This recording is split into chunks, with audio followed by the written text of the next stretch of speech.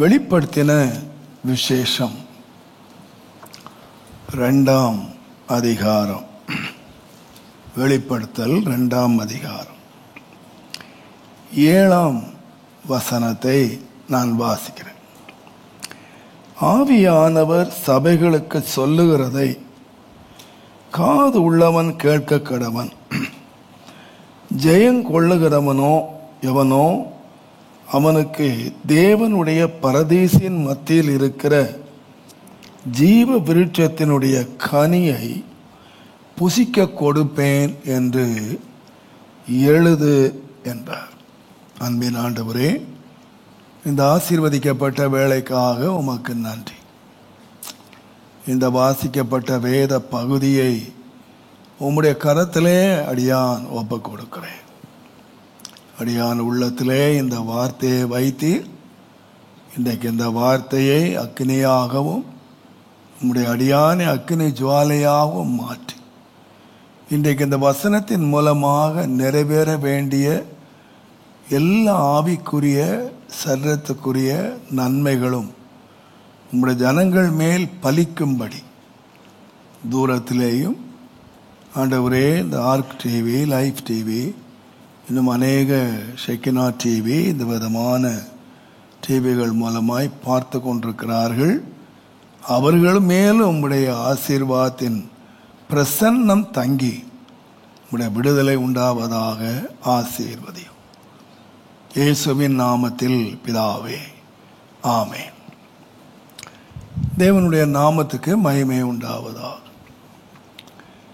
இந்த வெளிப்படுத்தின விசேஷத்திலே இந்த 2ஆம் அதிகாரம் 3ஆம் அதிகாரத்திலே மிக முக்கியமாக சொல்லப்படுகிற ஒரு வார்த்தை சபைகளுக்கு தேவன் சொல்லுகிற செய்தி.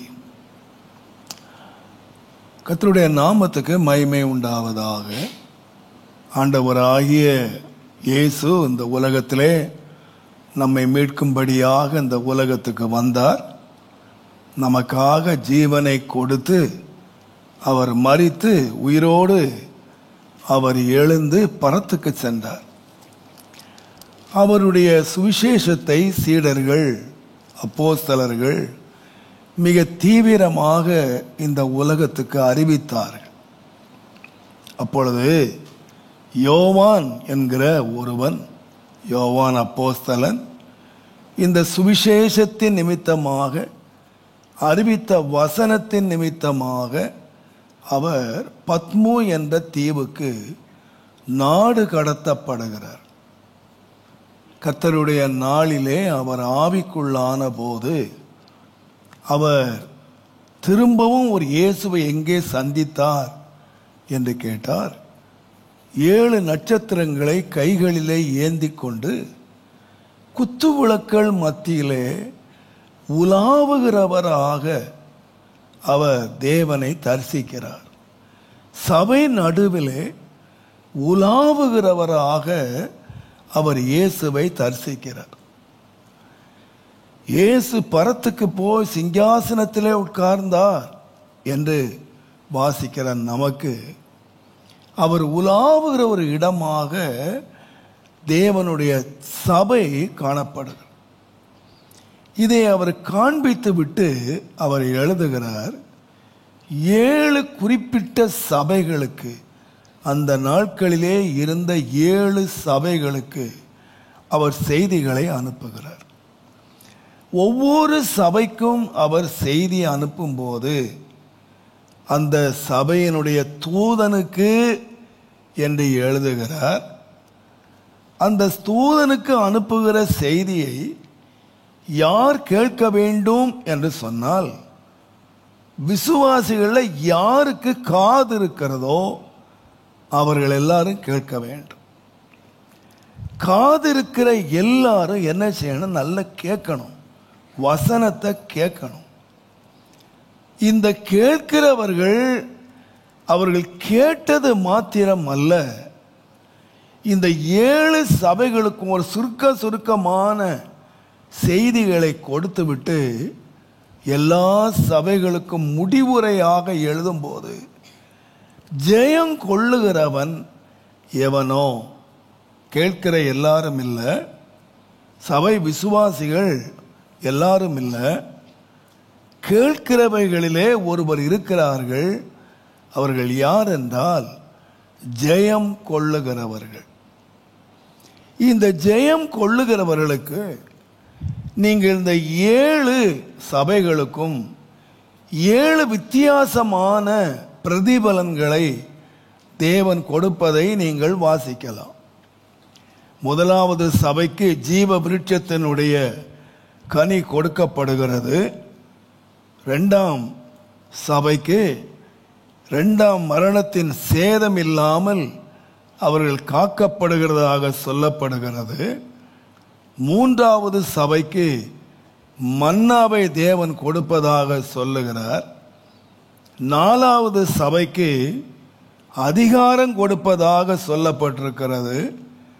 5வது சபைக்கு வெண்வஸ்திரம் கொடுக்கப்படுவதாக சொல்லப்பட்டிருக்கிறது. 6வது சபைக்கு ஆலயத்தில் தூணாக நிறுத்துவேன் என்று சொல்லியிருக்கிறது. 7வது சபைக்கு சிங்காசனம் கொடுக்கப்பட்டிருக்கிறது. இவைகளெல்லாம் தனித்தனியாக எழுதப்பட்டிருந்தாலும் இந்த உலகத்திலே திருச்சபைகள் தனித்தனியாக பெயரிலே அழைக்கப்பட்டாலும் சபை என்று சொல்லுகிறது கிறிஸ்துவின் சரீரமாகிய சபை.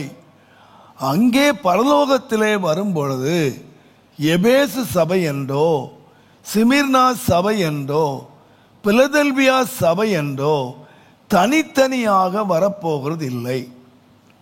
இந்த 7 ஆசீர்வாதங்களும் எல்லா திருச்சபைகளுக்கும் வைக்கப்பட்டிருக்கிறது என்பதை நீங்கள் அறிந்து கொள்ள வேண்டும்.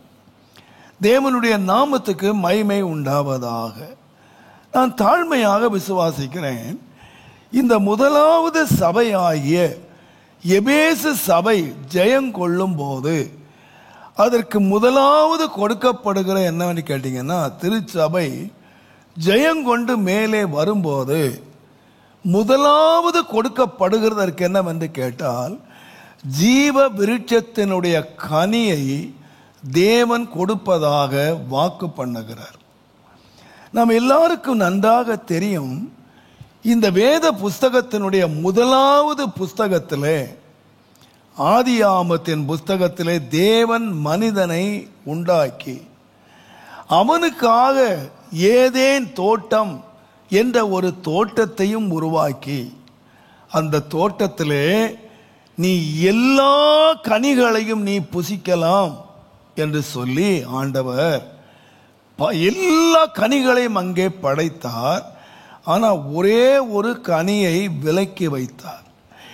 இந்த கனியை நீ புசிக்கிற நாளிலே நீ சாகவே சாவாய் என்று சொல்லி, நன்மை தீமை அறியத்தக்க கனியை நீ புசிக்கிற நாளிலே சாகவே சாவாய் என்று சொல்லி தேவன் ஒரு கனியை வைத்தார். அதே வேளையில் அதே தோட்டத்திலே தேவன் ஜீவ விருட்சத்தினுடைய கனியையும் வைத்தார். நல்ல கவனியுங்கள், அநேகர் நினைக்கிறது, ஏன் ஆண்டவர் இந்த நன்மை தீமை அறியத்தக்க கனியையும் ஜீவ வைத்தார் சொன்னால், எல்லா கனியை பற்றி அங்கே பேர் எழுதலை, 2 கனியை பற்றி தான் எழுதியிருக்கிறது. ஒன்று அவனை சோதிப்பதற்காக, இன்னொன்று அவன் ஜெயம் எடுத்தால் கொடுக்கிறதுக்கு பரிசாக தேவன் வைத்திருந்தார். இந்த உலகத்தில் எத்தனையோ கனிகளை அவன் உள்ளே வைத்திருந்தாலும் தேவன் விசேஷித்த விதமாக 2 கனியை வைக்கிறார். ஒன்று அவனை சோதிப்பதற்காக. நான் நினைக்கிறேன், இந்த சோதனை என்கிறது ஆதாமுக்கு மாத்திரம் அல்ல, பிந்தின ஆதாமாகிய தம்முடைய ஒரே பேரான செல்லகுமாரனை இந்த உலகத்திலே தேவன் அனுப்பின பொழுதும் ஆண்டவராய் இயேசு, இந்த வேதத்திலே நாம் வாசிக்கிறோம், எபிரேயருக்கு எழுதின நிருபம் 2ஆம் அதிகாரம், தேவனுடைய நாமத்துக்கு மகிமை உண்டாவதாக, எபிரேயர் 2ஆம் அதிகாரம் தயவு செய்து 18வது வசனத்தை நீங்கள் வாசிப்பீர்களானால், அவர் தாமே சோதிக்கப்பட்டு பாடுபட்டதினால், இயேசு சோதிக்கப்பட்டு பாடுபட்டார் என்று நாம் வாசிக்கிறோம். 4ஆம் அதிகாரம் 15வது வசனத்திலே நம்முடைய பலவீனங்களை குறித்து பரிதபிக்க கூடாத பிரதான ஆசாரியர் நமக்கு இராமல் எல்லா விதத்திலும் நம்மை போல அவர் சோதிக்கப்பட்டார் என்று வாசிக்கிறோம். இப்ப இயேசு சிங்காசனத்தை சுதந்தரித்தார். இயேசு எப்படி ஜெயித்தான் கேட்டீங்கன்னா, அவரும் ஜெயம் எடுக்க வேண்டியதாய் இருந்தது, அவரும் சோதிக்கப்பட வேண்டியதாய் இருந்தது. அவர் தன்னுடைய ஊழியத்தை ஆரம்பிக்கும் முன்பதாக 40 நாள் அவர் உபவாசம் இருந்தபோது அவர் பிசாசினால் சோதிக்கப்படுவதற்காக அவர் வனாந்திரத்துக்கு கொண்டு போகப்பட்டார் என்று எழுதியிருக்கிறார். நான் தாழ்மையாக விசுவாசிக்கிறேன், ஆண்டவர் யாருக்கு இந்த பலன்களை வைத்திருக்கிறார்? கிறிஸ்தவ வாழ்க்கை என்று சொல்லுகிறது, இருக்கிறார்கள், அன்பு கூற இருக்கிறார்கள். நான் சொல்லுகிறேன், யாருக்கு தேவன் ஒரு மனிதன் இனிமேல் இந்த ஜீவவிருட்ச கனியை புசிக்க கூடாதபடிக்கு ஆண்டவர் அவன் வேலி அடைத்து அவர் சுடரொளி பட்டயத்தை வைத்து இனி ஜீவவிருட்ச கனியை புசிக்க கூடாது என்று அடைத்து வைத்த அந்த கனியை யாருக்கு ஆண்டவர் கொடுக்கிறார் என்று கேட்டால், ஜெயம் கொள்ளுகிறவன் எவனோ அவனுக்கு இந்த ஜீவ விருட்ச கனியை ஆண்டவர் கொடுப்பதாக தேவன் வாக்கு பண்ணுகிறார். தேவனுடைய நாமத்துக்கு மகிமை உண்டாவதாக. நம்முடைய கிறிஸ்தவ வாழ்க்கை, நாம் தேவனால் அழைக்கப்பட்டிருக்கிறோம், நாம் தேவனால் தெரிந்து கொள்ளப்பட்டிருக்கிறோம், நாம் தேவனை விசுவாசிக்கிறோம், நாம் தேவனை ஆராதிக்கிறோம். ஆனால் நீங்கள் ஒன்றை மாத்திரம் மறந்து போகக்கூடாது, நாம் யாராக நிற்க வேண்டும் என்று சொன்னால் ஜெயம் கொண்டவர்களாக நாம் நிற்க வேண்டும் என்பதை நாம் அறிந்திருக்கோம். ஜெயம், ஒருவன் ஜெயித்தானா ஒருவன் தோற்றானா என்பது எப்பொழுது தெரியும் என்று கேட்டால், ஒரு ஓட்டத்தினுடைய முடிவிலே தான் அது விளங்கும். தேவனுடைய நாமத்துக்கு மகிமை உண்டாவதாக. ஒருவன் எவ்வளவு வேகமாக ஓடுகிறான், எவ்வளவு முன்னேறி ஓடுகிறான் என்பதல்ல முக்கியம், ஒருவன் ஓட்டத்தை எப்படி முடிக்கிறான் என்பதுதான் முக்கியம். ஒருவன் ஓட்டத்தை வெற்றியாக ஓடி முடித்த பிறகுதான் அவனுக்கு என்ன கொடுக்கப்படுகிறது என்று சொன்னால் பரிசு பொருள் கொடுக்கப்படுகிறது. தேவனுடைய நாமத்துக்கு மகிமை உண்டாவதாக. அப்போஸ்தலனாகிய பவுல் கூட தன்னுடைய ஊழியத்துக்கு அழைக்கப்பட்டார். அவர் அநேக தேசங்களிலே போய் ஊழியத்தை நிறைவேற்றினார். அநேக சபைகளை அவர் ஸ்தாபித்தார். அநேகருக்கு அவர் ஆசீர்வாதமாக மாறினார். ஆனால் அவர் என்ன சொன்னார் என்று கேட்டால், கடைசியாக தன்னுடைய 2 தீமோத்தேயு நிருபத்தை எழுதும்போது சொன்னார், நான் என்னுடைய நல்ல ஓட்டத்தை நான் ஓடினேன், என்னுடைய ஓட்டத்தை நான் முடித்தேன், நல்ல போராட்டத்தை நான் போராடினேன், என்னுடைய விசுவாசத்தை நான் காத்து கொண்டேன், இது முதல் நீதியின் கிரீடம் எனக்கு வைக்கப்பட்டிருக்கிறது என்று சொன்னார். எப்போன்னு கேட்டீங்கன்னா, அழைக்கப்பட்ட பொழுதல்ல, ஊழியம் செய்த போதல்ல, பிரயாசப்பட்ட பொழுது அல்ல. அவருக்கு எப்போ கிரீடம் வைக்கப்பட்டது என்று கேட்டா, என் ஓட்டத்தை நான் வெற்றியாக ஓடி முடிச்சிட்டேன், என்னுடைய போராட்டத்தை நான் வெற்றியாக நான் முடிச்சிட்டேன், நான் வெற்றியாக நான் முடித்த பொழுதுதான் எனக்கு என்ன கிடைக்குதுன்னு கேட்டீங்கன்னா, அந்த ஜீவ கிரீடம், எனக்கு தேவன் எனக்கு அந்த கிரீடத்தை எனக்கு வைத்திருக்கிறார் என்று எப்போ சொன்னார்னு கேட்டீங்கன்னா, ஓட்டத்தை ஓடும் போதில்லை. ஆகையினாலே தான் அப்போஸ்தலர் 20ஆம் அதிகாரம் 24வது வசனத்தை நீங்கள் வாசிப்பீர்களானால், அவர் போகிற எல்லா இடங்களிலும் அவருக்கு கட்டுகளும் காவல்களும் வைக்கப்பட போது அவர் சொன்னார், என்னுடைய பிராணனை நான் அருமையாக எண்ண மாட்டேன். அப்போஸ்தலர் 20:24 நான் இவைகளில் ஒன்றை குறித்து நான் கவலைப்பட மாட்டேன், என்னுடைய பிராணனை நான் அருமையாக நான் எண்ண மாட்டேன், எனக்கு ஒண்ணுதான் தேவை, என்னுடைய ஓட்டத்தை நான் சந்தோஷமாக முடிக்க வேண்டும்.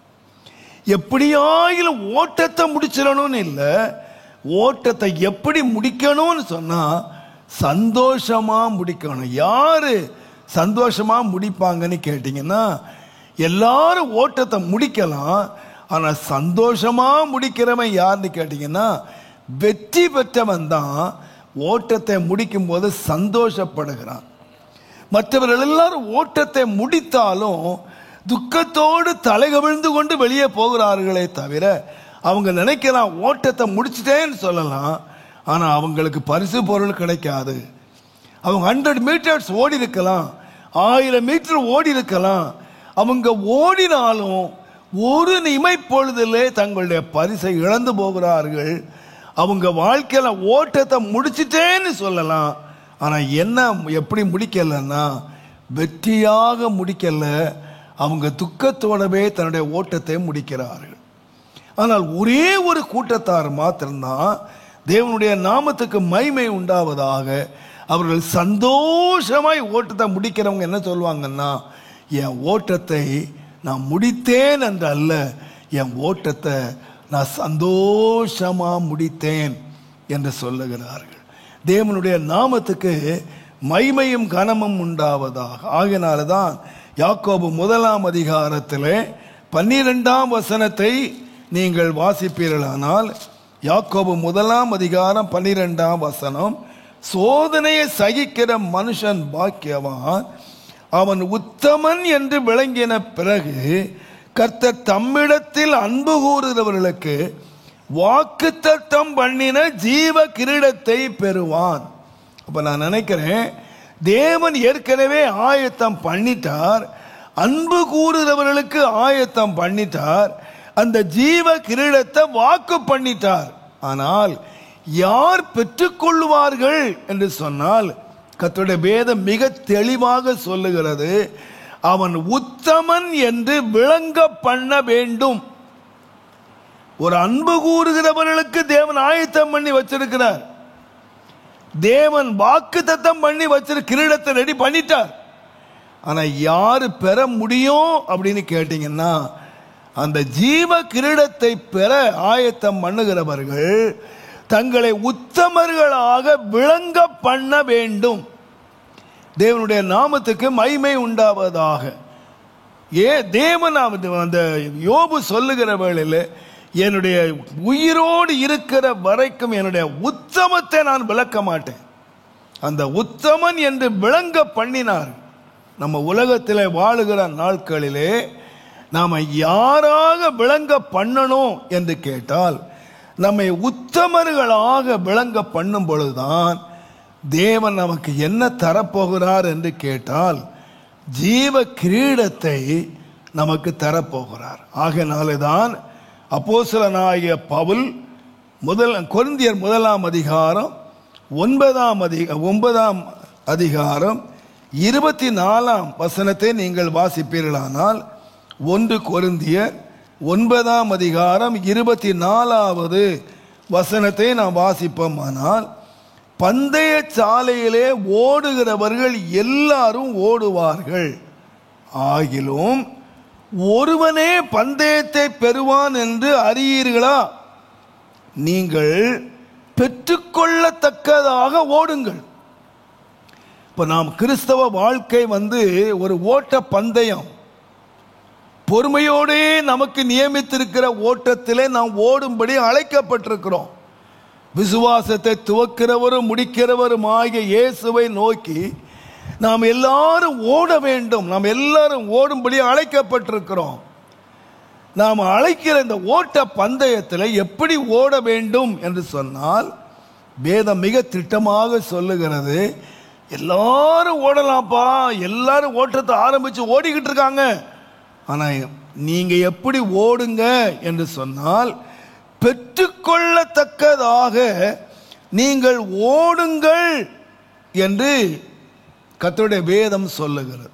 நான் சொல்லுகிறேன், நீங்களும் நானும் இந்த ஓட்ட பந்தயத்தை வெற்றிகரமாக ஜெயகரமாக நாம் ஓடி முடிக்கும் பொழுதுதான் கர்த்தர் நமக்காக அநேக ஆசீர்வாதங்களை வைத்திருக்கிறார் என்று சொல்ல. நான் யோசித்து பார்த்தேன், நம்முடைய ஆண்டவர் கூட இந்த வெளிப்படுத்தல் 3ஆம் அதிகாரம் தயவு செய்து 21ஆம் வசனத்தை நீங்கள் வாசிப்பீர்களானால், வெளிப்படுத்தல் 3:21, நான் ஜெயம் கொண்டு என் பிதாவினுடைய சிங்காசனத்திலே அவரோட கூட உட்கார்ந்தது போல. அப்ப இயேசு சிங்காசனத்தில் உட்கார்ந்தாராம். எப்படி சிங்காசனம் உட்கார்ந்தார்னு கேட்டீங்கன்னா, அவர் சிங்காசனத்துக்கு உரியவராய் இருந்தாலும் அவர் தான் ஜெயம் கொண்டதினாலே தான் எனக்கு சிங்காசனம் கொடுக்கப்பட்டது என்று சொல்லுகிறார். நான் ஜெயம் கொண்டேன் இந்த உலகத்துக்கு. ஆண்டவர் சொன்னார், நீங்க பயப்படாதீங்க, நான் உலகத்தை ஜெயித்தேன் என்று சொன்னார். தேவனுடைய நாமத்துக்கு மகிமை உண்டாவதாக. கொலோசியர் 2ஆம் அதிகாரம் 15வது வசனத்திலே இயேசு சிலுவையிலே வெற்றி சிறந்தார் அல்லது ஜெயம் எடுத்தார். உலகம் நினைச்சது இயேசு சிலுவையில தோத்து போயிட்டார், இயேசுவை சிலுவையிலே கொண்டுட்டோம் அப்படின்னு நினைச்சாங்க. ஆனா இயேசு சிலுவையிலே தோற்று போகல.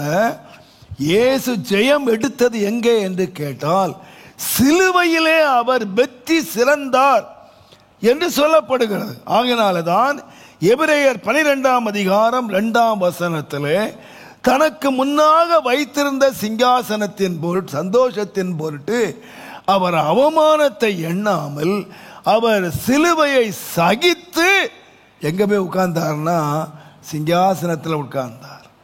நான் சொல்லுவேன், உங்களுக்கும் எனக்கு மாத்திரம் அல்ல, நம்முடைய ஆண்டவராய் இயேசுவும் நம்மை போல ஒரு பாடுள்ள மனுஷனாக இந்த உலகத்திலே வந்து நம்மை போல் அவர் சோதிக்கப்பட்டு அவர் சோதனையை சகித்து அவர் என்ன எடுத்தார் கேட்டீங்கன்னா, சிலுவையிலே வெற்றி சிறந்தார்.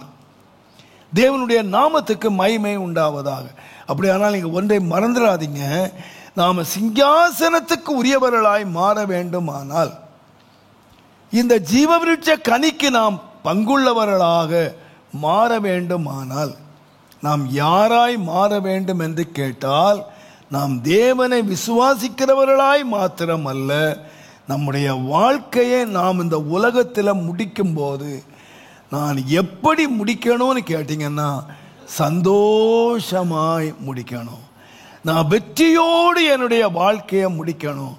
என்னுடைய வாழ்க்கையை நான் ஒரு நாள் இந்த விசுவாசத்தை துவக்கிறவரும் முடிக்கிறவருமாகிய இயேசுவை நோக்கி நான் ஓட ஆரம்பித்தேன். தேவனுடைய நாமத்துக்கு மகிமை உண்டாவதாக. இந்த ஓட்டத்தை நான் வெற்றியாய் முடிக்கிறேனா, நான் ஆசீர்வாதமாய் முடிக்கிறேனா என்பது அல்ல, நான் வெற்றியாய் முடிக்கிறேனா என்பது மிக முக்கியம். அப்போஸ்தலனாகிய பவுல் மாத்திரம் அல்ல, நீங்களும் நானும் ஒவ்வொருவரும் நாம் ஓட்டத்தை, என்னுடைய ஓட்டத்தை முடிக்கும் போது, நான் என்னுடைய வாழ்க்கை போராட்டமாயிருந்தாலும் என்னுடைய வாழ்க்கையை நான் வெற்றியாக எல்லாவற்றையும் ஜெயித்து நான் வெற்றி பெற்றேன் என்று சொல்லி நாம் முடிக்க வேண்டும். தேவனுடைய நாமத்துக்கு மகிமை உண்டாவதாக. இந்த வார்த்தைகளை நான் தேவ சமூகத்திலே சிந்தித்து கொண்டிருந்த பொழுது, ஜெயம் பெற்ற மிக முக்கியமான 3 மனிதர்கள் எப்படி ஜெயிக்க முடியாத சூழ்நிலைகளிலே அவர்கள் ஜெயித்தார்கள், வாழ்க்கை எப்படி ஒரு ஜெயமாக அவர்கள் அடைந்தார்கள் என்பதை நான் யோசித்த போது 3 பேரை கர்த்தர் என கொண்டு வந்தார். முதலாவதாக, இஸ்ரவேல் ஜனங்களை தேவன் வெளியே கொண்டு வரும்பொழுது அவர்களை எகிப்திலிருந்து விடுதலை ஆக்கி, உங்களை பாலும் தேனும் ஓடுகிற தேசத்திலே நான் கொண்டு போய் சேர்ப்பேன் என்று ஆண்டவர் வாக்குத்தத்தம் பண்ணினார். ஒரு வாக்குத்தத்தத்தோடு அவர்கள் புறப்பட்டார்கள். கர்த்தருடைய நாமத்துக்கு மகிமை உண்டாவதாக. ஒரு பெரிய நம்பிக்கையோடு சந்தோஷத்தோடு அவர்கள் ஓட்டத்தை அவர்கள் ஆரம்பித்தார்கள். ஆனால் உங்களுக்கு தெரியும், அவர்கள் ஓட்டத்தை நிறைய பேர் முடிக்கல. அவர்கள் வாக்குத்தத்தம் பண்ணின தேசத்தை அவர்கள் அடையவில்லை. ஆனால் நாம் வேதத்தில் வாசிக்கிறோம், எண்ணாகமத்தின் புஸ்தகம் தயவு செய்து 13வது அதிகாரம் 30வது வசனத்தை நீங்கள் வாசிப்பீர்களானால், எண்ணாகமம் 13ஆம் அதிகாரம் 30வது வசனம். அப்பொழுது காலேப் மோசேக்கு முன்பதாக ஜனங்களை அமர்த்தி, நாம் உடனே போய் அதை சுதந்தரித்துக் கொள்வோம், நாம் அதை எளிதாக ஜெயித்து கொள்ளலாம் என்று சொன்னார். ரொம்ப எளிதாக ஜெயிக்கலாம். ஆனால் மற்ற 10 பேர் சொல்றாங்க ஜெயம் எடுக்கவே முடியாது. இந்த வாக்குத்தத்தமான தேவன் வாக்குத்தத்தம் பண்ணினாலும், தேவன் கூடவே வந்தாலும் இந்த தேசத்தை சுதந்தரிக்க முடியாது, வெற்றி பெற முடியாது என்று சொல்லுகிறார். ஆனால் இந்த 2 பேர் காலேபும் யோசுவாவும் என்ன சொல்லுகிறாங்க கேட்டாங்கன்னா, எளிதாய் ஜெயிக்கலாம். வெற்றியை கஷ்டப்பட்டு எடுக்க வேண்டியதில்லை, எளிதாக ஜெயிக்கலாம் என்று சொல்லுகிறார். அவர்கள் ஜெயிப்பதற்கு என்ன வழி சொன்னார்கள் என்று கேட்டால், நீங்கள் எண்ணாகமத்தின் புஸ்தகம் 14ஆம் அதிகாரம் 8ஆம் வசனத்தை நீங்கள் வாசித்தீர்களானால், கர்த்தர் நம்மேல் பிரியமாய் இருந்தால் அந்த தேசத்திலே நம்மை கொண்டு போய் சேர்ப்பார், பாலும் தேனும் ஓடுகிற அந்த தேசத்தை நமக்கு கொடுப்பார். ஒரே ஒரு காரணம் மட்டும் சொல்றாங்க, பா நீங்க ரொம்ப கடினமானது, இந்த ஜெயத்தை நாம எடுக்க முடியாது, இந்த வாக்குத்தத்தத்தை நாம சுதந்தரிக்க முடியாது, இது நிச்சயமாய் நடக்காது, இந்த பாலும் தேனும் ஓடுற தேசத்தை நாம் சுதந்தரிக்கிறது முடியாத ஒரு காரியம் என்று நீங்க சொல்றீங்க. ஆனா இதை ரொம்ப லகுவாக ரொம்ப எளிதாக நாம பெற்றுக்கொள்ளலாம். எப்போன்னு கேட்டீங்கன்னா, நம்முடைய வாழ்க்கையை மாத்திரம் ஆண்டவருக்கு பிரியமாக நம்ம மாத்திட்டோம் அப்படின்னு சொன்னா, கர்த்தர் நம்மேல் பிரியமாய் இருந்தால் இதை ரொம்ப எளிதாக சுதந்தரிக்கலாம். இந்த வாக்குத்தத்தத்தை எளிதாக நாம் சுதந்தரிக்கலாம். சங்கீதக்காரன் கூட தன்னுடைய சங்கீத புஸ்தகத்திலே எழுதும் பொழுது 44வது சங்கீதம் தயவு செய்து முதல் வசனங்களை நீங்க முதல் வாசிப்பீங்கன்னா 44 முதலாம் வசனம். தேவனே, எங்கள் பிதாக்களுடைய நாட்களாகிய பூர்வ நாட்களில் நீர் நடப்பித்த கிரியைகளை அவர்கள் எங்களுக்கு அறிவித்தார்கள், அவைகளை எங்கள் காதுகளால் நாங்கள் கேட்டோம். தேவரீர் உம்முடைய கையினால் ஜாதிகளை துரத்தி இவர்களை நாட்டி ஜனங்களை துன்பப்படுத்தி இவர்களை பரவ பண்ணினீர். அவர்கள் தங்கள் பட்டயத்தினால் தேசத்தை கட்டிக்கொள்ளவில்லை, அவர்கள் புயமும் அவர்களை ரட்சிக்கவில்லை. நீர் அவர் மேல் பிரியமாயிருந்தபடியினால் உம்முடைய வலது கரமும் உம்முடைய புயமும் உம்முடைய முகத்தின் பிரகாசமும் அவர்களை ரட்சித்தது. எங்க முற்பிதாக்கள் சொல்லியிருக்காங்க, எங்களுக்கு என்ன சொல்லி கொடுத்தாங்க அப்படின்னு கேட்டீங்கன்னா, தேவன் தேசத்தை கொடுத்தார், இந்த தேசத்தில் நாட்டினார், இதை நாங்கள் யுத்தம் பண்ணி பிடிக்கல, எங்களுடைய கை பிரயாசத்தினால் நாங்க பிடிக்கல. நாங்க இதை எப்படி பிடிச்சோன்னு சொன்னா, நாங்க கர்த்தர் எங்கள் மேல் பிரியமாய் இருந்ததினால், தேவன் எங்கள் மேல் பிரியமாய் இருந்ததினால், அவருடைய பலத்த கரம், அவருடைய ஓங்கிய புயம், அவருடைய முகத்தினுடைய பிரகாசம் எங்களுக்கு என்ன செய்துச்சு அப்படின்னு கேட்டீங்கன்னா, இந்த தேசத்தை எங்களுக்கு கொடுத்தது, வாக்குத்தத்தம் பண்ணின தேசத்தை எங்களுக்கு தந்தது என்று சொன்ன. அருமையான கர்த்தருடையவர்களே, தேவன் யாருக்கு வாக்கு தத்தம் பண்ணினவைகளை சுதந்திரிக்க பண்ணுகிறார்? ஒரு கூட்டத்தார் முடியாது என்று சொல்லுகிறார்கள், ஒரு கூட்டத்தார் பெற்றுக்கொள்ள முடியாது, இது மிக கடினமானது என்று சொல்லுகிறார்கள். ஒருவர் ரொம்ப லகுவாய் சுதந்திரிக்கலாம் என்று சொல்லுகிறார்கள். யார் சுதந்திரிப்பாங்கன்னு சொன்னா, நான் எல்லா பயத்தோடு சொல்லுகிறேன், நம்முடைய வாழ்க்கையை நாம் கர்த்தருக்கு பிரியமாக நாம் வைத்து கொள்வோமானால், நம்முடைய வாழ்க்கையை தேவனே உமக்கு பிரியமானதை செய்ய இதோ நான் வருகிறேன் என்று சொன்னபடி நம்முடைய வாழ்க்கையை மாத்திரம் தேவனுக்கு பிரியமானது இன்னதென்று சோதித்து நம்முடைய வாழ்க்கையை பிரியமில்லாத காரியங்களை கர்த்தரை விட்டு நான் என்னை விட்டு விலக்குவேன். ஆனால் நான் அந்த காரியத்தை என்ன செய்யலான்னா ரொம்ப எளிதாக சுதந்திரிக்கலாம். கர்த்தருடைய நாமத்துக்கு மகிமை உண்டாவதாக. நீங்கள் இழந்து போனவர்களை கூட பாருங்கள். 1 கொரிந்தியர் 10:5 அந்த முதல் வசனத்திலிருந்து புறப்பட்ட மக்களை பற்றி சொல்லுகிறார்.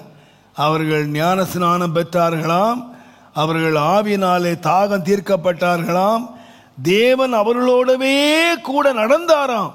ஆனால் என்ன நடந்தது கேட்டீங்கன்னா, அவர்களில் அதிகமான பேரிடத்திலே தேவன் பிரியமாய் இருந்ததில்லை. அவர்கள் முறுமுறுக்கிறவர்களாக, அவர்கள் விக்கிரக ஆராதனைக்காரர்களாக, அவர்கள் விபச்சாரம் பண்ணுகிறவர்களாக, அவர்கள் பலவிதமான துன்மார்க்க காரியங்களை தேவன் கூடவே இருக்கும் போதே ரட்சிக்கப்பட்ட மக்கள் அவர்கள் செய்ததினாலே கர்த்தருடைய வேதம் சொல்லுகிறது, அவர்கள் அதிகமான பேர் ஆண்டவரில் பிரியமா இல்லாதபடியினாலே அவர்கள் போய் சேர வேண்டிய இடத்திலே அவர்கள் சேரவில்லை. ஆகையினாலே தான் பரிசுத்தவான்கள் ஒரு ஜெபத்தை எப்பொழுதும் செய்தார்கள். பாருங்க, தேவனுடைய மனிதனாகிய மோசே அவர் தம்முடைய ஜனங்களை அழைத்து கொண்டு போகும் பொழுது 90ஆம் சங்கீதம் தயவு செய்து 17ஆம் வசனத்தை நீங்கள் வாசிப்பீர்களானால், ஆண்டவரே உம்முடைய பிரியம் எங்கள் மேல் இருப்பதாக என்று ஜெபம் பண்ணார். உம்முடைய பிரியம் எங்கள் மேல் இருப்பதாக. சங்கீதக்காரன் 143ஆம் சங்கீதம் 10ஆம் வசனத்திலே சொன்னார், உமக்கு பிரியமானதை செய்ய எனக்கு போதித்தருளும். எனக்கு ஒரு போதனை அவசியம். என்ன அவசியம்னா, ஆண்டவரே உமக்கு பிரியமானது இன்னது என்று நாங்கள் அறிந்து கொள்ளணும். எங்களுக்கு அதுக்கு போதியும். எபேசியர் 5ஆம் அதிகாரம் 1வது வசனத்திலே பவுல் சொல்லும் போது, நீங்கள் பிரியமான பிள்ளைகளைப் போல தேவனை பின்பற்றுகிறவர்களாய் இருங்கள். நீங்கள் பிள்ளைகளாய் மாத்திரமல்ல, பிரியமான பிள்ளைகள். தேவன் மேல ஒரு பிரியமான பிள்ளைகளாக நீங்கள் இருங்கள் என்று சொல்லி நீங்க பின்பற்றுங்க, இயேசுவை பின்பற்றுங்க.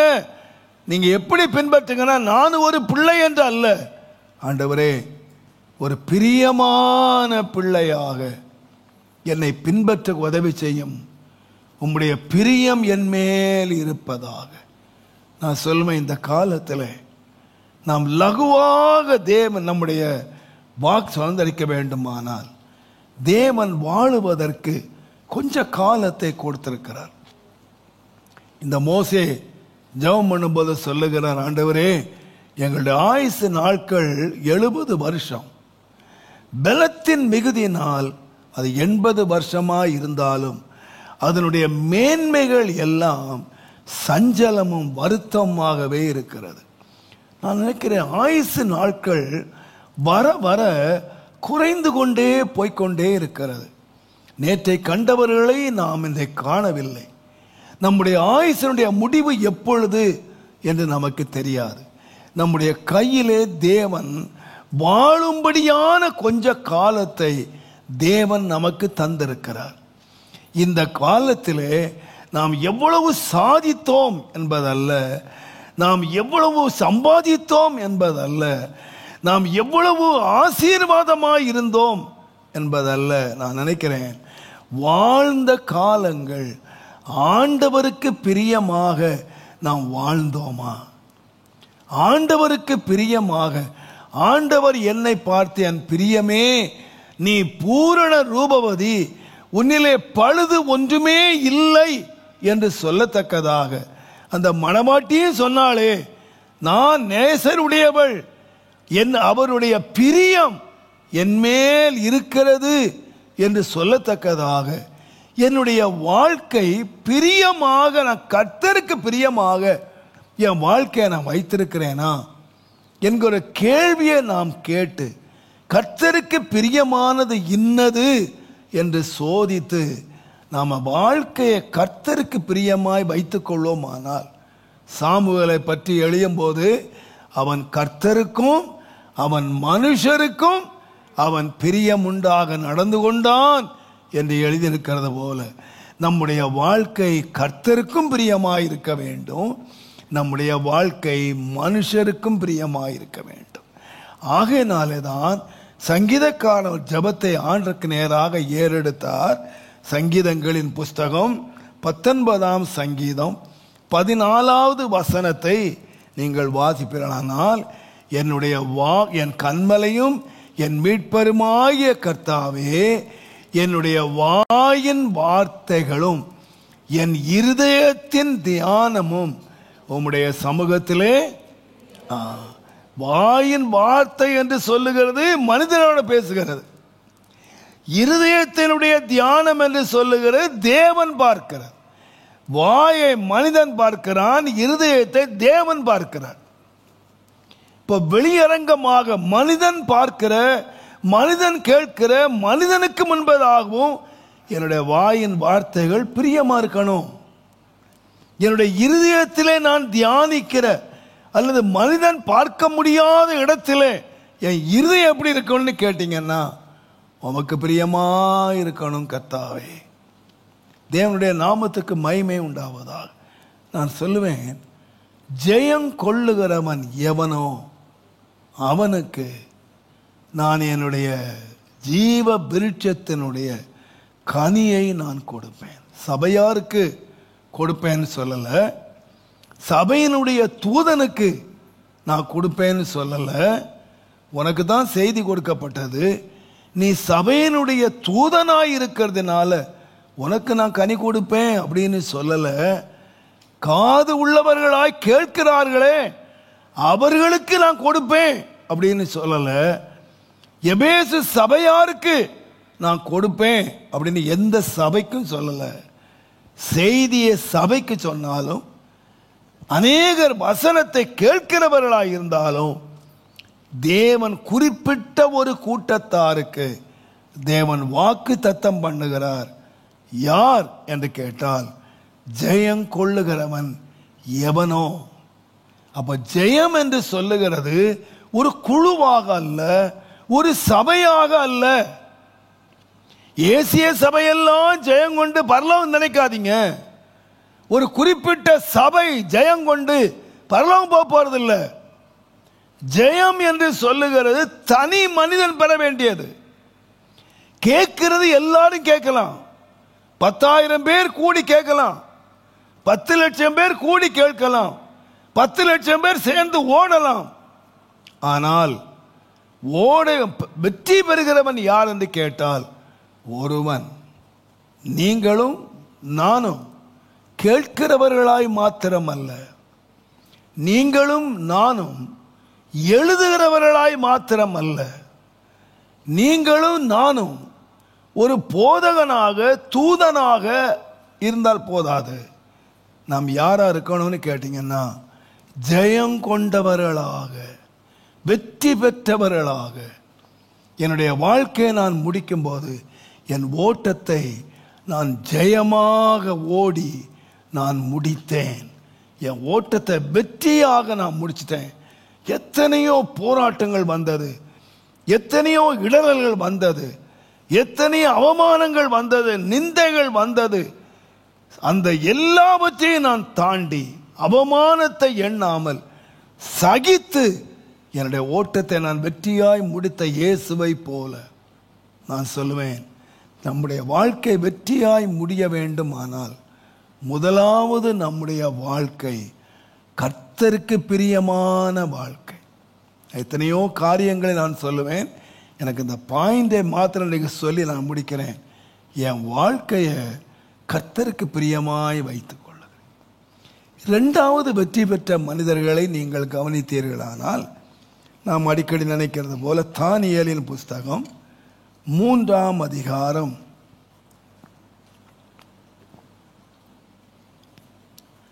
27ஆம் 28வது வசனத்தை நாம் வாசிப்போமானால், தானியேலின் புஸ்தகம் 3ஆம் அதிகாரம் 27ஆம் வசனம். தேசாதிபதிகளும் அதிகாரிகளும் தலைவரும் ராஜாவின் மந்திரிகளும் கூடி வந்து அந்த புருஷருடைய சரீரங்கள் மேல் அக்கினி பலன் செய்யாமலும் அவர்களுடைய தலைமயிர் கருகாமலும் அவர்களுடைய சால்வைகள் சேதப்படாமலும் அக்கினியினுடைய மனம் அவர்களிடத்தில் வீசாமலும் இருந்ததை கண்டார்கள். இது ஒரு பெரிய வெற்றி. நான் நினைத்த அளவில் நீங்கள் பார்த்தீங்கன்னா, நாங்கள் ஆராதிக்கிற தேவன் எங்களை தப்புவிக்க வல்லவர். அவர் தப்புவிக்காமலே போயிட்டாலும் நாங்கள் நீ சொல்கிற சிலையை நாங்கள் வணங்க மாட்டோம் என்று அவர்கள் சொன்னார்கள். ஆனால் ராஜா மிகுந்த கோபமாக அந்த அக்கினி சூளையினுடைய சூட்டை 7 மடங்கு அவன் அதிகமாக்கினான். இந்த 3 பேரையும் சால்வைகளோடு கட்டி அவர்களை அக்கினிக்குள்ளாக தூக்கி எரிய போனவர்களை நீங்கள் பார்த்தீர்களானால், அங்கே சொல்லப்படுகிறது 3ஆம் அதிகாரம் 22ஆம் வசனத்தை வாசிங்கன்னா, ராஜாவினுடைய கட்டளை கடுமையாய் இருந்தபடியினால் சூளை மிகவும் சூடாக்கப்பட்டிருந்தபடியினாலும் அக்கினி ஜுவாலையானது சாத்ராக் மேஷாக் ஆபேத்நேகோ என்பவர்களை தூக்கி கொண்டு போன புருஷனை என்ன செய்தான்? தோத்து போயிட்டான். இந்த அக்கினியில யாரு தோத்து போயிட்டா அப்படின்னு சொன்னா, இவனை போடுறதுக்காக தூக்கிட்டு போனாங்களே நல்ல பலசாலியான வீரர்கள், இவர்கள் தோற்று போனார்கள். இவர்கள் நல்ல பலசாலிகள், அவர்களை தூக்கி கொண்டு போனவர்கள் அழிந்து போனார்கள். ஆனா இந்த என்னென்ன வார்த்தை பயன்படுத்தப்பட்டிருக்கு பாருங்க. அவர்கள் தேவனுடைய நாமத்துக்கு மகிமை உண்டாவதாக அவர்களுடைய சரீரங்கள் மேல் அக்கினி பலன் செய்யவில்லை, அவர்களுடைய தலை முடி கூட என்ன செய்யலைன்னா கருகவில்லை, அவர்கள் போட்டிருந்த சால்வை கூட சேதப்படல, அக்கினியினுடைய வாசனை கூட மேல வரல. எங்கிருந்து வந்தாங்க? அக்கினிக்குள்ள இருந்து வெளியே வந்தாங்க. இந்த எரிகிற அக்கினி சூளைக்குள்ள வெளியே வர்றாங்க, வெற்றியோடு வர்றாங்க. வேதம் சொல்லுது, இந்த அக்கினியினுடைய வாசனை கூட அவர்கள் மேல படல. அந்த அக்கினியிலிருந்து வெளியே வந்தாங்கன்னு சொல்லல, நான் சொல்லுவேன் அக்கினியிலிருந்து வெற்றியோடு வெளியே வந்தாங்க. இந்த அக்கினி அவர்களை பட்சிக்கவோ இந்த அக்கினி அவர்களை தொடவோ இல்லை. நான் சொல்லுவேன், இந்த அக்கினி எப்படி ஜெயித்தாங்க? அவர்கள் ஜெயித்தார்களா? இல்லை.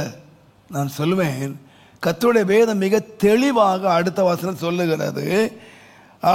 அப்பொழுது நேபுகாத்நேச்சார் வசனித்து, சாத்ராக் மேஷாக் ஆபேத்நேகோ என்பவருடைய தேவனுக்கு ஸ்தோத்திரம், அவர்கள் தங்கள் தேவனை தவிர வேறொரு தேவனை சேவித்து பணியாமல் அவரையே நம்பி ராஜாவின் கட்டளையை தள்ளி தங்களுடைய சரீரங்களை என்ன செய்தாங்களா? ஏன் சரீரத்தின் மேல அந்த அக்கினி பலன் செய்யல? ஏன் அந்த வஸ்திரத்தின் மேல பலன் செய்யல? ஏன் அந்த தலை முடியின் மேல அக்கினி பலன் செய்ய முடியலன்னு சொன்னா, கர்த்தருடைய வேதம் சொல்லுது, அவங்க இந்த சரீரத்தை யார்கிட்ட ஒப்பு கொடுத்துட்டாங்க அப்படின்னு சொன்னா, தேவனிடத்திலே சரீரத்தை ஒப்பு கொடுத்தபடியினாலே அவங்க தோற்று போனவங்களா வரல. அவங்க யாரா வந்தாங்கன்னா ஜெயித்தவங்களா வந்தார். தேவன் அவர்களுக்கு எப்போ ஜெயத்தை கொடுத்தார் என்று சொன்னால், இந்த யுத்தத்தை, இந்த அக்கினியை எதிர்க்கிறதுக்கு தங்களுடைய பலத்தை நம்பி இருந்தாங்கன்னா அவங்க எரிஞ்சு சாம்பலா போயிருப்பாங்க. இந்த அக்கினி பக்கத்திலே அவர்கள் போக முடியாமலே இருந்திருக்கும். ஆனால் அக்கினிக்குள்ளேயே அவர்கள் போனாலும் அவங்க ஏன் அழிஞ்சு போகலன்னு சொன்னா, தங்களுடைய சரீரங்களை அவர்கள் என்ன செய்தாங்கன்னு கேட்டீங்கன்னா ஆண்டவருக்கு ஒப்பு கொடுத்துட்டாங்க.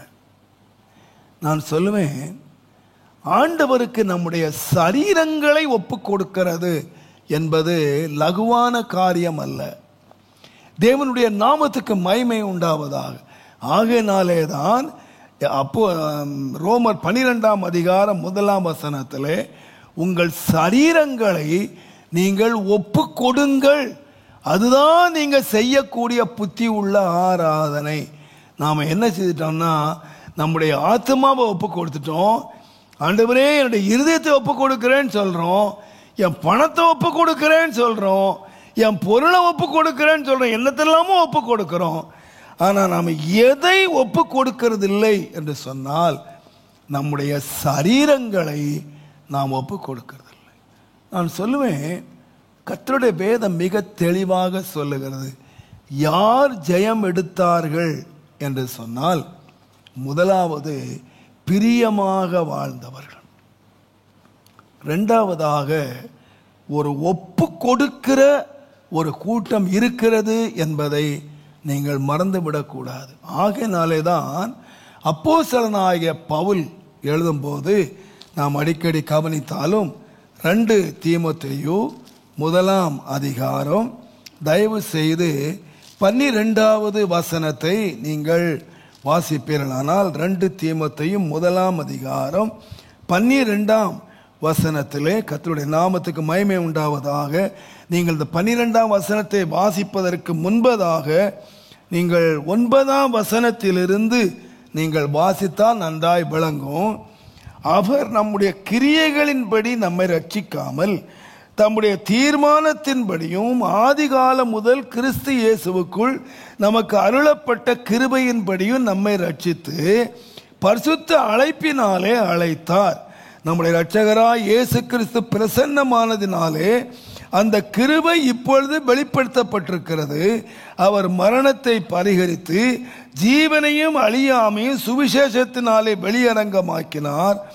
அதற்கு நான் பிரசங்கியாகவும் அப்போஸ்தலனாகவும் புறஜாதியாருக்கு போதகனாகவும் நியமிக்கப்பட்டேன். அது நிமித்தம் இந்த பாடுகளையும் நான் அனுபவிக்கிறேன். ஆயினும் நான் வெட்கப்படுகிறதில்லை, ஏனென்றால் நான் விசுவாசித்திருக்கிறவர் இன்னார் என்று அறிவேன். நான் அவரிடத்திலே ஒப்பு கொடுத்ததை அவர் இந்நாள் வரைக்கும் அந்நாள் வரைக்கும் என்ன செய்வார்? நீங்க 3 காரியங்கள் வாசிக்கலாம். ஆண்டவர் செய்த கிரியைகள். முதலாவது, தேவன் என்னை ரட்சித்தார். இரண்டாவதாக, தேவன் என்னை அழைத்தார். மூன்றாவதாக, தேவன் என்னை நியமித்தார். இந்த வசனத்தில் இந்த 3 காரியங்களை இங்க அறியலாம். இயேசு என்னை ரட்சித்தார், இயேசு என்னை அழைத்தார், இயேசு என்னை நியமித்தார். இவைகள் எல்லாமே என்னுடைய கிரியைகளாலே நடக்கல. என்னை ரட்சிப்புக்கு நான் ஒப்பு கொடுத்தேன். அவர் என்னை அழைத்த போது நான் ஒப்பு கொடுத்தேன். அவர் நியமித்த போது நான் ஒப்பு கொடுத்தேன். நான் அதே ஒப்பு கொடுத்தலை. ஆண்டவரே, என்னுடைய கடைசி வரைக்கும் நான் ஒப்பு கொடுப்பேன். ஆனால் அவர் அந்நாள் வரைக்கும் காத்து கொள்ளுவார். நான் நினைக்கிறேன் இந்த விஷயத்தில் ஆபிரகாம் நமக்கு ஒரு நல்ல பாடம். நீங்கள் எபிரேயர் புஸ்தகத்தை நீங்கள் வாசிப்பீர்களானால், எபிரேயர் 11ஆம் அதிகாரம் தயவு செய்து 17ஆம் வசனத்தை நீங்க வாசித்தீங்கன்னா, விசுவாசத்தினாலே ஆபிரகாம் தான் சோதிக்கப்பட்ட போது ஈசாக்கை பலியாக என்ன செய்தாரா? ஒப்பு கொடுத்தார். ஈசாக்கை பலியாக தேவனுக்கு ஒப்பு கொடுத்தார். யாரு? ஆபிரகாம். தான் பிள்ளைய 100 வயதில் பெற்ற ஒரு பிள்ளைய தன்னுடைய பிள்ளையை ஆண்டவருக்கு ஒப்பு கொடுத்தார். இன்னைக்கு நம்ம என்ன சொல்லுவோம்னா, பிள்ளைய ஊழியத்துக்கு ஒப்பு கொடுத்தேன்னு சொல்லுவோம். என் பிள்ளை எத்தனையோ காரியங்களுக்கு ஒப்பு கொடுக்குறீங்க. ஆனால் பிள்ளை எதுக்கு ஒப்பு கொடுத்தான்னு கேட்டிங்கன்னா, வெட்டுறதுக்கே ஒப்பு கொடுத்தான், கொலை செய்யறதுக்கு, பலிக்கு ஒப்பு கொடுத்தான். ஏன் ஒப்பு கொடுத்தான்னா, அந்த ஒப்பு கொடுத்தலே என்ன இருக்குன்னு கேட்டீங்கன்னா விசுவாசம் இருக்கு. விசுவாசத்தினால ஒப்பு கொடுத்தாராம். ஏன், என்ன விசுவாசம்? நீங்க பாருங்க, ஆண்டவர் என்ன சொல்லியிருக்கிறார்னு கேட்டீங்கன்னா, மேலும் ஈசாக்கினிடத்திலே உன்னுடைய சந்ததி விளங்கும் என்று சொல்லப்பட்டிருந்தது. இப்படிப்பட்ட வாக்குத்தத்தங்களை பெற்றவன் மரித்தோரிலிருந்து எழுப்ப தேவன் வல்லவராய் இருக்கிறார் என்று எண்ணி தனக்கு ஒரே பேரானவனையே என்ன செய்தான்? ஏன் ஒப்பு கொடுத்தான்? ஆண்டவர் சொல்லியிருக்காரு, இந்த ஈசாக்கிடத்திலே உன்னுடைய என்னுடைய சந்ததி விளங்கும் அப்படின்னு சொல்லிருக்காரு. இவன் மூலமாக உன் சந்ததி நட்சத்திரங்களை போல பெருகும் அப்படின்னு வாக்கு தத்தம் கொடுத்திருக்கு. ஆனா இப்போ அதே வாக்கு தத்தம் பண்ணின ஆண்டவர் தான் சொல்றாரு, நீ இவனை பலிபீடத்தில் கொண்டு போய் வெட்டு, பலி செலுத்து அப்படின்னு சொல்றாரு. இவர் பார்க்கிறாரு, ஆண்டவர் வாக்கு மாறவே மாட்டாரு, ஆண்டவர் வல்லவர். என் பிள்ளைய கொண்டு போய் ஆண்டவர் சொல்லுகிறபடி இந்த பலிபீடத்திலே நான் கொண்டு போய் வெட்டி அவனை கொலை செய்தாலும், இந்த தேவன் யாருன்னு கேட்டீங்கன்னா, எனக்கு இன்னொரு ஈசாக்கை தருவார் என்று சொல்லல. அவனுடைய விசுவாசம் என்னன்னு கேட்டீங்கன்னா, தேவன் வாக்கு தத்தம் பண்ணியிருக்காரு, இந்த ஈசாக்கின் மூலமாக உன் சந்ததி விளங்கும்னு சொல்லியிருக்காரு. நாம் போய் இவனை பலிபீடத்திலே வெட்டினாலும் அவன் எப்படி வருமானு கேட்டீங்கன்னா, அவனை உயிரோடு எழுப்புவதற்கு தேவன் வல்லவர். ஏன்னா அவர் வாக்கு பண்ணியிருக்கிறார், இவன் மூலமாக சந்ததி விளங்கும் என்று சொல்லி இருக்கார். அவர் கண்டிப்பாக இந்த ஈசாக்கை வெட்டி போட்டாலும் தேவன் அவனை உயிரோடு எழுப்பி அவனுக்கு என்ன தருவார்னு கேட்டீங்கன்னா, இந்த சந்ததியை விளங்க பண்ணுவார் என்று விசுவாசித்தான். ஆகையினால் தன் பிள்ளைய தைரியமாக விசுவாசத்தோடு அவன் வெட்டுவதற்கு போனான். ஆகையினாலே தான் 2 வேலைக்காரர்களை அவன் கூட்டி கொண்டு போனான். போகும்போது தன்னுடைய பிள்ளையை அவன் கூட்டி கொண்டு அவன் போகும்போது வேலைக்காரர்களை கூட்டி கொண்டு போனான். அந்த வேலைக்காரர்கள் ஒரு குறிப்பிட்ட இடம் வரைக்கும் வந்தபோது அந்த வேலைக்காரர்களை நிறுத்திட்டு அவன் சொன்னான், நாங்கள் பலியை செலுத்தி திரும்பி வருவோம் என்று சொன்னான். வருவேன் என்று சொல்லல, நாங்கள் திரும்பி வருவோம். தேவனுடைய நாமத்துக்கு மகிமை உண்டாவதாக. நான் நினைக்கிறேன், இதை சாராளிடத்தில் கூட அவன் சொல்லாமல் அவன் அதிகாலையில் புறப்பட்டு போனதுன்னு கேட்டீங்கன்னா, நான் பிள்ளையோட திரும்ப வருவேன், பிரச்சனை வராது, குடும்பத்தில் பிரச்சனை வராது, நான் என் பிள்ளைய ஒப்பு கொடுத்துட்டு அப்படியே அவனை கொண்டுட்டு வர மாட்டேன், என் பிள்ளையோடு நான் திரும்ப வருவேன். அப்போ நான் நினைக்கிறேன், அருமையான கர்த்தருடையவர்களே, நம்முடைய வாழ்க்கைகளிலே கர்த்தர் நமக்கு வாக்கு தத்தம் பண்ணி இருக்கிறார். அநேக வேளைகள் நீங்கள் எடுத்து பாருங்கள், கர்த்தருடைய பிள்ளைகளாகிய தம்முடைய சீஷர்களை அவர்கள் கப்பலிலே போகும்போது அவர் முதல்லையே சொன்னார், அக்கறைக்கு போவோம் வாருங்கள் என்று தான் சொன்னார். ஆனால் அக்கறைக்கு போகிற வழியிலேயே பலவிதமான பிரச்சனைகள் வந்த போதும் அவங்க ஏன் கலங்கினாங்க அப்படின்னு கேட்டிங்கன்னா, நான் தாழ்மையாக சொல்லுவேன், அவர்கள் அந்த அக்கறைக்கு போவோம் என்ற வார்த்தையை அவங்க நம்பல, சூழ்நிலையை பார்த்தாங்க. நான் சொல்லுவேன், கர்த்தர் நமக்கு வாக்கு தத்தம் கொடுத்திருப்பார். ஆனால் அந்த வாக்கு தத்தத்தை நீங்கள் நம்பி நீங்கள் உங்களை அர்ப்பணிப்பீர்கள். ஆனால் நான் சொல்லுவேன், தேவனுடைய நாமத்துக்கு மகிமை உண்டாவதாக. கிறிஸ்தவ வாழ்க்கை என்று சொல்லுகிறது ஒரு அர்ப்பணிப்பினுடைய வாழ்க்கை. என்னை ஒப்பு கொடுக்கிறேன் ஆண்டவரே. இந்த சாத்ராக், மேஷாக், ஆபேத், நேகோ தங்களை தேவனுக்கு அர்ப்பணித்தார்கள், தங்கள் சரீரங்களை ஒப்பு கொடுத்தார்கள். எங்கள் தேவன் யார் என்றால் எங்களை தப்புவிக்க வல்லவர். அவர்கள் அக்கினியை ஜெயித்தவர்களாக நின்றார்கள். முதலாவது ஒரு கூட்டத்தார் இருக்கிறார்கள், தங்களுடைய வாழ்க்கையை பிரியமாய் மாற்றினவர்கள். இன்னொரு கூட்டத்தார் இருக்கார்கள், தேவனுடைய வசனத்தை நம்பி, தேவனுடைய வார்த்தையை நம்பி, தேவனுடைய கரத்தை நம்பி அவர் கையிலேயே அர்ப்பணிக்கிற கர்த்தருடைய பிள்ளைகள். ஆகையினால தான் நிறைய நீங்கள் வசனத்தை வாசிக்கலாம். உன் பிள்ளைகளை ஒப்புவி, உன்னுடைய வழியை ஒப்புவி, நீ ஒப்புவி ஒப்புவி என்று சொல்லுகிற நீங்கள் வார்த்தைகளெல்லாம் நீங்கள் கற்பீங்கன்னா, நீங்கள் கர்த்தர் மேலே ஒப்பு வைத்துட்டு நீ அமைதியாக இரு. நான் சொல்லுவேன், ஒரு மனுஷன் தன்னை ஒப்புவிப்பான், ஆனால் அந்த மனுஷன் எப்படி இருப்பான்னா அமைதியாக உட்கார்ந்துருப்பான். காரியங்கள் எப்படி நடக்கிறது என்று பார்க்கிறதுக்கு அமைதியாக உட்கார்ந்துருப்பான். உங்களுக்கு நல்ல ஒரு சம்பவத்தை சொல்வேன். ஆனால் இந்த ரூத்து பாருங்க, அந்த மோவாப் தேசத்தை விட்டு வரும்பொழுது அவள் சொன்னா, மாமியார் உனக்கு என்கிட்ட ஒரு நன்மையுமே கிடைக்காதுன்னு சொன்னான்.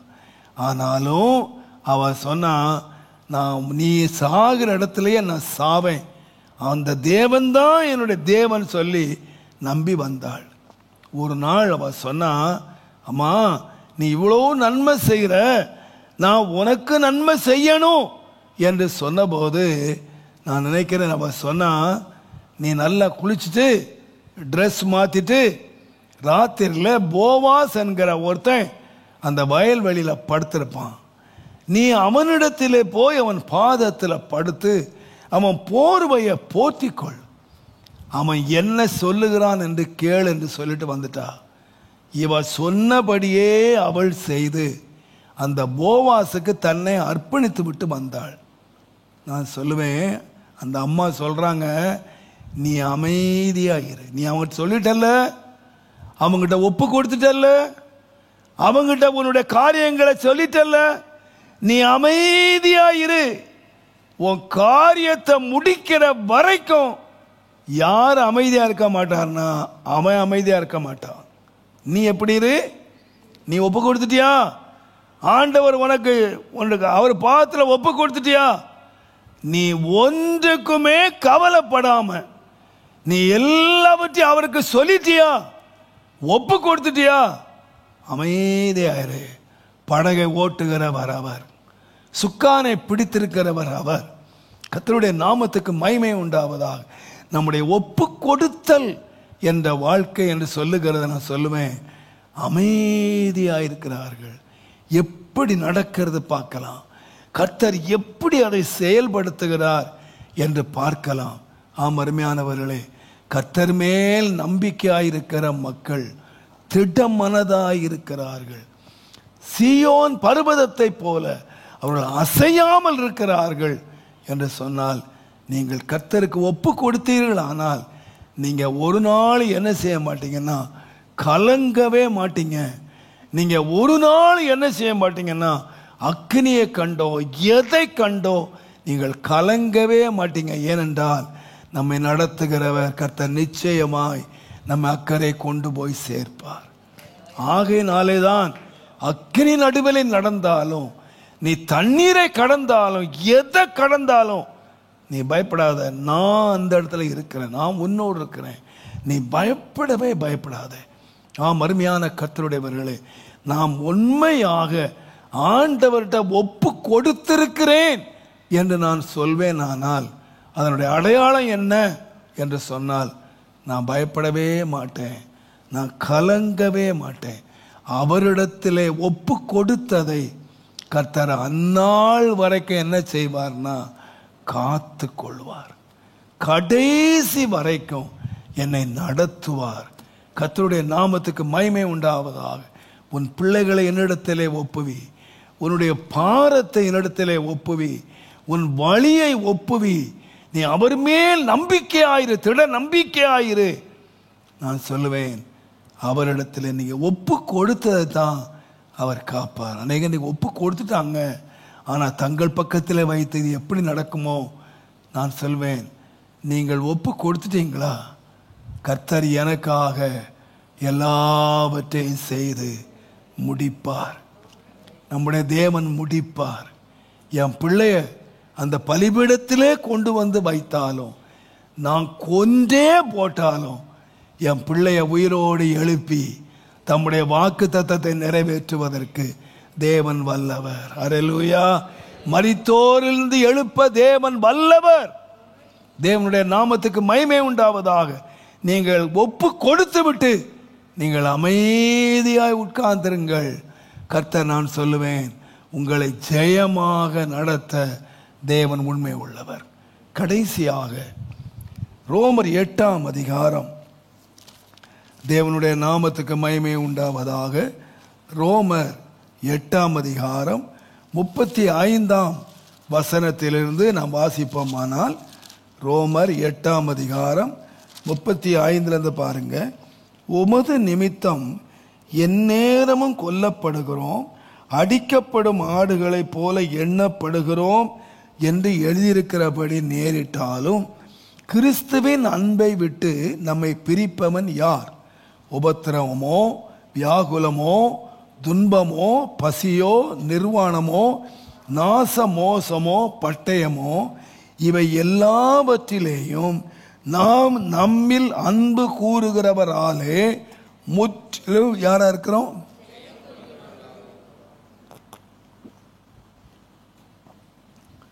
தேவனுடைய நாமத்துக்கு மகிமை உண்டாவதா.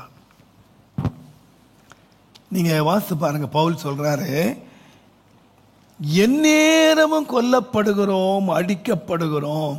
எங்களுடைய வாழ்க்கையிலே ஒரு ஆசீர்வாதம் இல்லை. உபத்திரவம், வியாகுலம், துன்பம், பசி, நிர்வாணம், நாச மோசம், பட்டயம்தான் எங்க வாழ்க்கையில வந்தாலும் நாங்க யாரா நிக்கிறோம்னு கேட்டீங்கன்னா, இவை எல்லாவற்றிலும் நாங்கள் யாரா நிக்கிறோம்னு கேட்டீங்கன்னா ஜெயம் பெற்றவர்களாய் நிற்கிறோம்.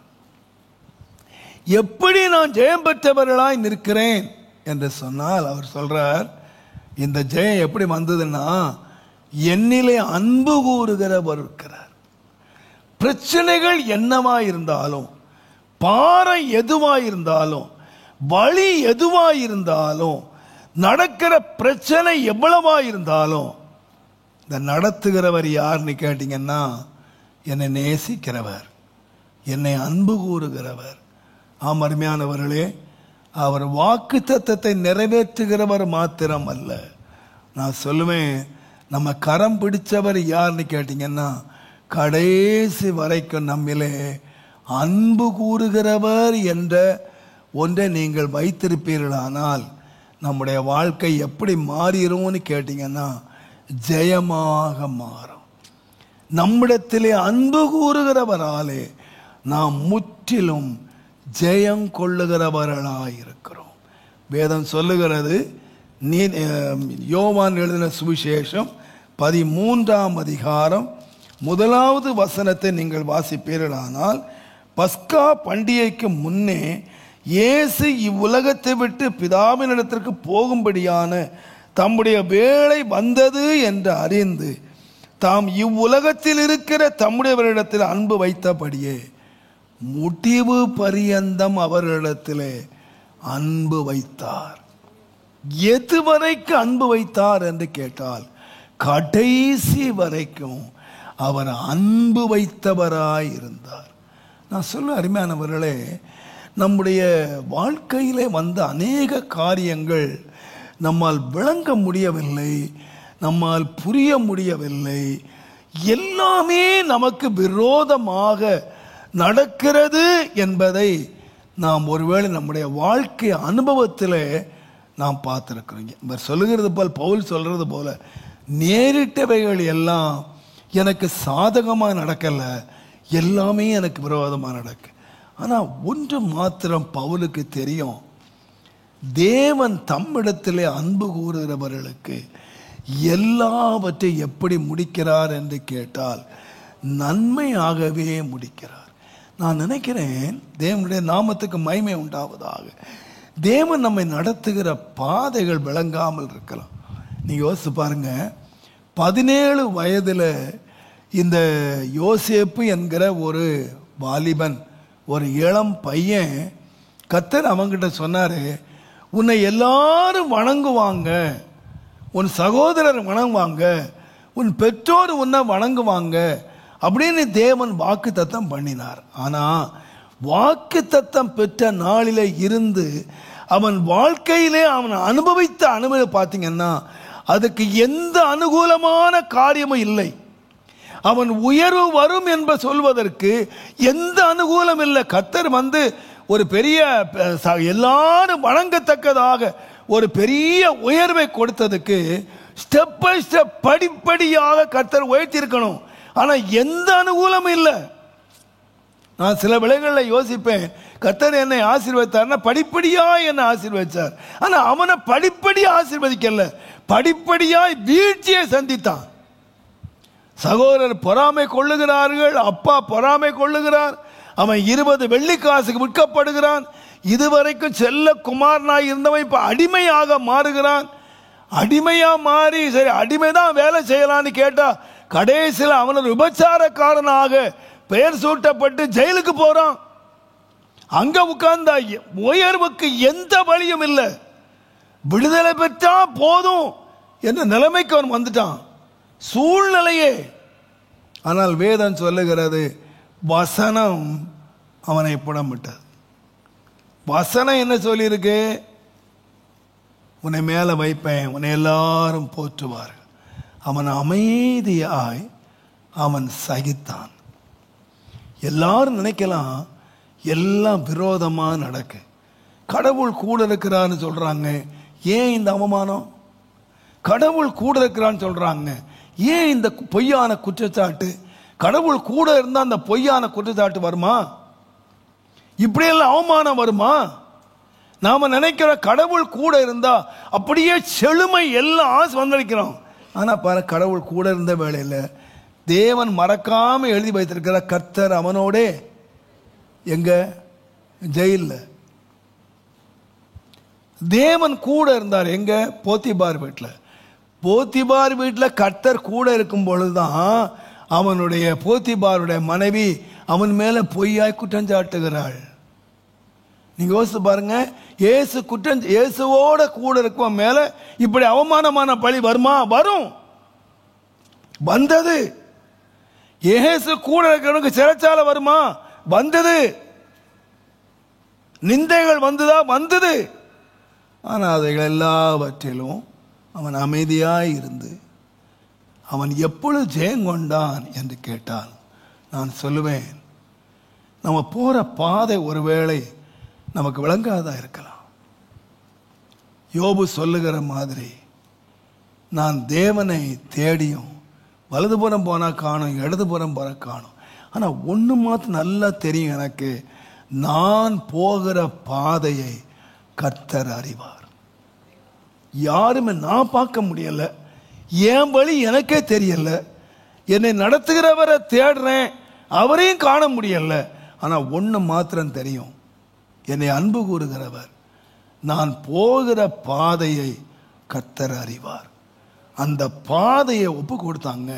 என்னை நேசிக்கிற ஒருத்தர் இருக்கார், என் மீட்பர் உயிரோடு இருக்கிறார், அவர் என்னை நிச்சயமாய் ஜெயம் எடுக்க பண்ணுவார். நான் நினைக்கிற அருமையான கர்த்தருடையவர்களே, இன்றைக்கு நான் உங்களுக்கு சொல்லுகிறேன், நீங்கள் போகிற பாதை உங்களுக்கு புரியாமல் இருக்கலாம். நீங்கள் போகிற பாதை புரியாது மாத்திரமல்ல, நீங்கள் நினைத்ததுக்கும் நீங்கள் ஜெபிச்சதுக்கும் நேர் விரோதமாக இருக்கலாம். ஆண்டவர் அந்த பவுலை அழைக்கும் போது நான் தெரிந்து கொண்ட பாத்திரம்னு சொன்னார். ராஜாக்களுக்கு முன்பதாக நிற்பதற்கு நான் தெரிந்து கொண்ட பாத்திரம். ஆனா அந்த தெரிந்து கொண்ட பாத்திரம் போன வழியை பாருங்க. எந்நேரமும் கொல்லப்படுகிறோம், அடிக்கப்படுகிறோம், பட்டயமும் அவமானத்தையும் சந்திக்கிறோம். யாருக்கு வந்தது? தெரிந்து கொண்ட பாத்திரம்.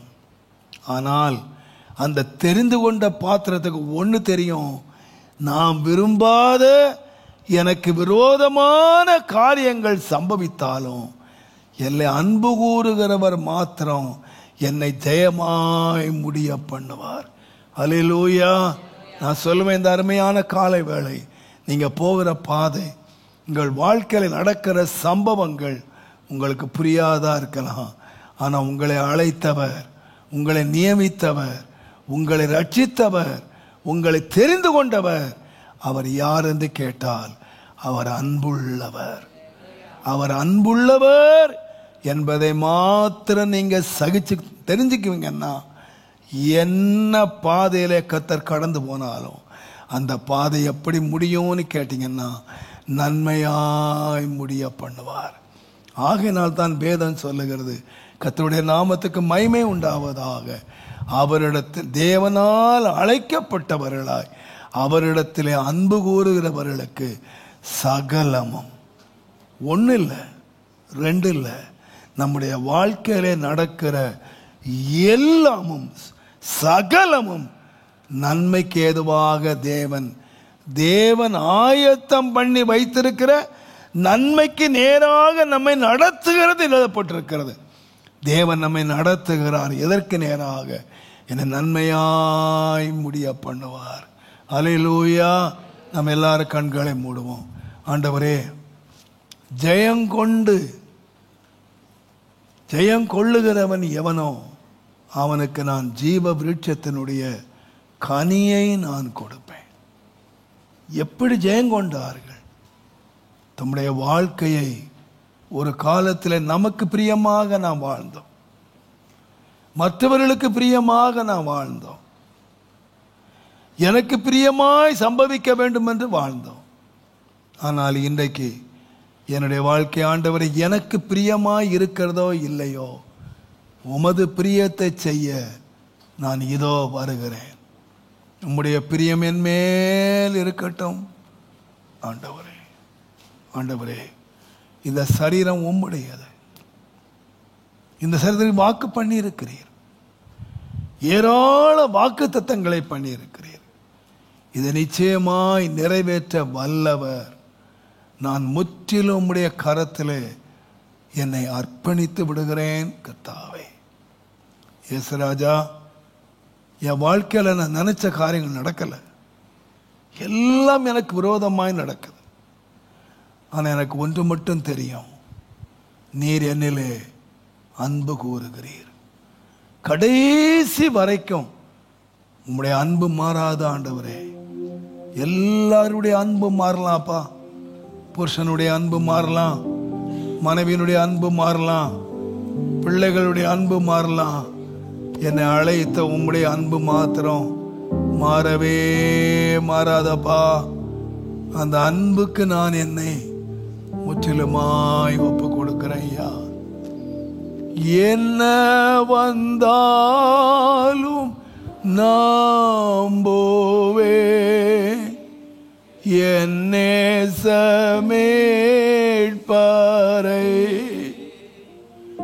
யார் கைவிட்டாலும் வேன் செல்வேன். எனது இயேசுவை அகலம் ஆழம் உயரமாய்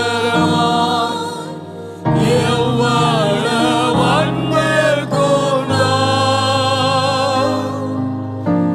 என்ன துன்பங்கள் வந்தாலும் அவர் என்னை கைவிட மாட்டார். அகல ஆழம் உயரமாய் எவ்வளவு அன்பு கொண்டார். என்ன துன்பங்கள் வந்தாலும் அவர் என்னை கைவிட மாட்டார். காக்கும் வல்ல மீட்பர்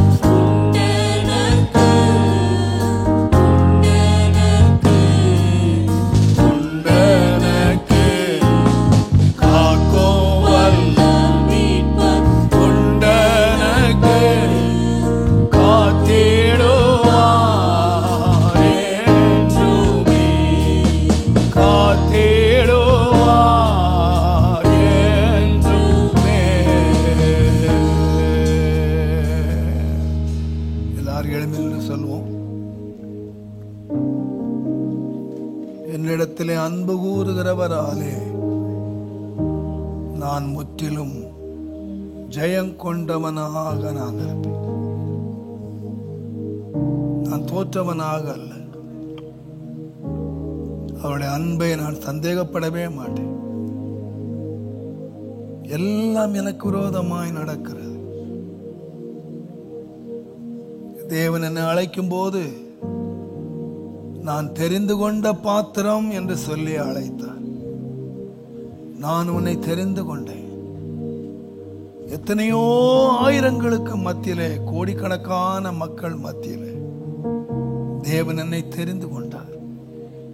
ஆனால் எந்நேரமும் கொல்லப்படுகிறேன், எந்நேரமும் அடிக்கப்படுகிறேன், பட்டயத்தையும் அவமானத்தையும் சந்திக்கிறேன். இவைகளெல்லாம் என் வாழ்க்கையில் வந்தாலும் என்னுடைய ஓட்டத்தை தடைப்படுத்தவே முடியாது. நான் ஜெயம் கொண்டவனாய் நிற்பேன். ஏனென்றால் அவர் என்னை நேசிக்கிறார். இயேசு என்னை நேசிக்கிறார்.